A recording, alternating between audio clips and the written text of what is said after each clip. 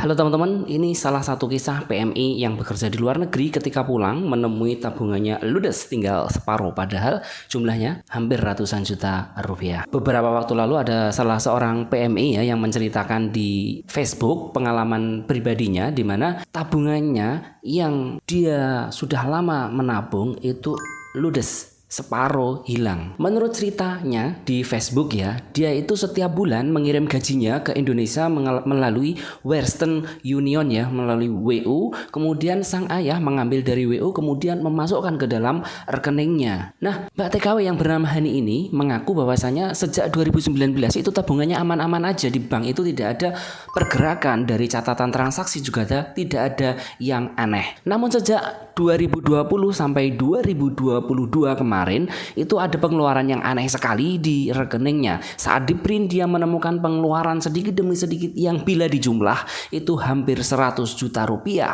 Sedangkan menurut pengakuan Mbak Hani ini, dia hanya mempunyai buku tabungan yang dimasukkan uangnya oleh ayahnya tersebut dan dia tidak ada ATM sehingga dia merasa tidak ada orang lain yang bisa mengambil uang tabungannya itu. Sayang sekali ketika Mbak Hani ini udah pulang dari Taiwan ke Indonesia dan mendapati tabungannya seperti ini, yang tahu isi tabungan dan mengelolanya adalah sang ayah. Namun sang ayah sudah tiada sehingga Mbak Hani ini tidak tahu lagi harus berbuat apa mendapati tabungannya hampir separuh ludes.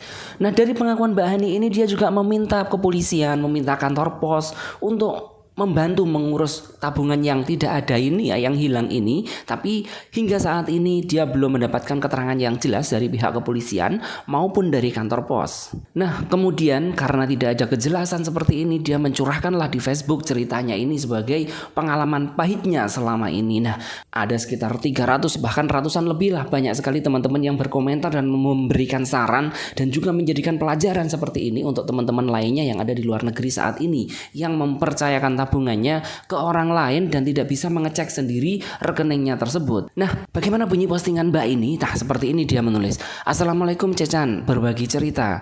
Rasanya nyesek banget ya pulang dari Taiwan uang di tabungan hilang. Cuma ada separuh pas di print. Kerja jadi babu ngumpulin duit buat ditabung, pulang-pulang malah hilang. Kadang suka mikir, kerja capek-capek hasil halal kenapa sih bisa begitu? Ngenes banget rasanya. Nah, itu tulisnya dia ya. Nah, ini pengalaman buat teman-teman yang lain ya yang ada di luar negeri saat ini. Dunia udah semakin canggih, perbankan sudah semakin canggih. Teman-teman bisa buat rekening bank dari mana aja. Teman-teman bisa mengecek saldo bank hanya dari handphone dari mana aja. So, untuk teman-teman semuanya yang saat ini mempercayakan semua tabungannya ke orang lain tanpa bisa mengecek, stop. Sekarang sudah bukan zamannya lagi. Teman-teman silakan buat yang ada di Taiwan.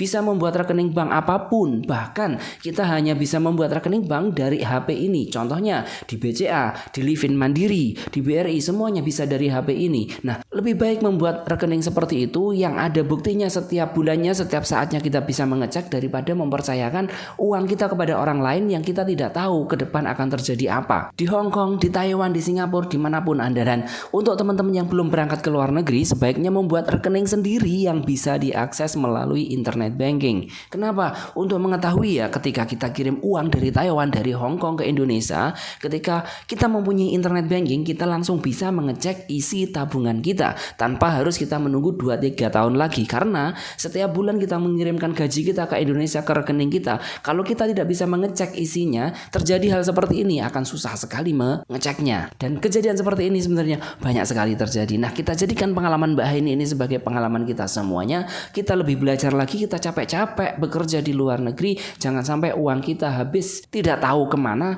ataupun dimanfaatkan orang lain yang di kemudian hari kita akan kesusahan sendiri mengurusnya. So, teman-teman semuanya hati-hati mengirimkan uang ke Indonesia.